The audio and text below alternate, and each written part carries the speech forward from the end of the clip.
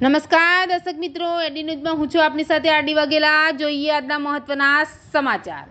અંકલેશ્વરમાં સૌભાગ્યવતી મહિલાઓએ શીતળા માતાની પૂજા કરી શીતળા સાતમની શ્રદ્ધાભેર ઉજવણી કરી। અંકલેશ્વરમાં શીતળા સાતમની શ્રદ્ધાભેર ઉજવણી કરવામાં આવી હતી। રામકુંડ તીર્થધામ સહિતના મંદિરોમાં સૌભાગ્યવતી મહિલાઓએ શીતળા માતાની પૂજા કરી શીતળા સાતમની ઉજવણી કરી હતી।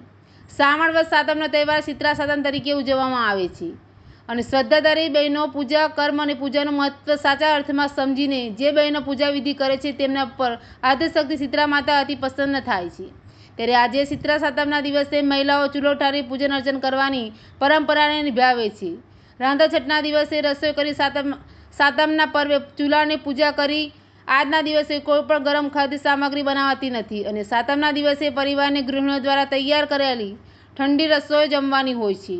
ત્યારે અંકલેશ્વરમાં બહેનો વહેલી સવારથી શીતળા માતાની પૂજા કરવા રામકુંડ તીર્થધામ સહિતના મંદિરે પહોંચી ગયા હતા અને શીતળા માતાને દૂધ પાણીનો અભિષેક કરી દીવો કરી પૂજા અર્ચના કરી શીતળા સાતમની ઉજવણી કરી હતી। એડીની સાથે રિપોર્ટર જયેશ પ્રજાપતિ, અંકલેશ્વર।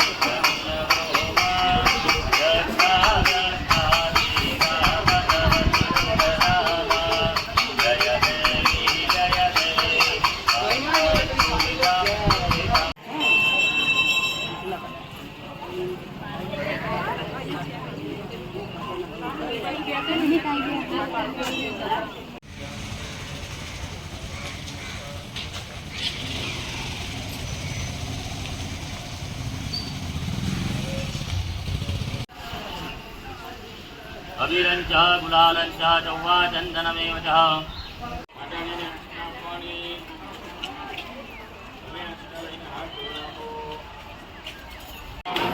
राधिन्यै नमः मंगलां सर्वसौभाग्यद्रव्यं अर्पयामि।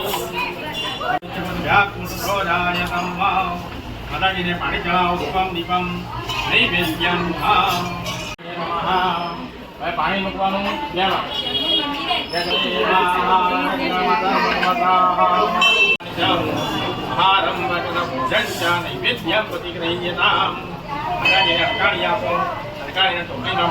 જય શીતલા માતા।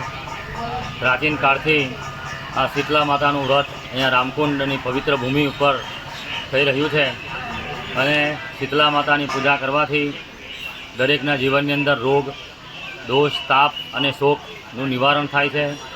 આજના દિવસે લોકો આગલા દિવસે રસોઈ બનાવીને આજના દિવસે ઠંડુ જમે છે અને એના દ્વારા કોઈ પણ ચામડીના થતા રોગ હોય, શીતળા જેવા રોગ થતા હોય એમાંથી મા શીતલાજીની કૃપાથી તમામ પ્રકારના રોગ અને દુઃખ નાશ થાય છે।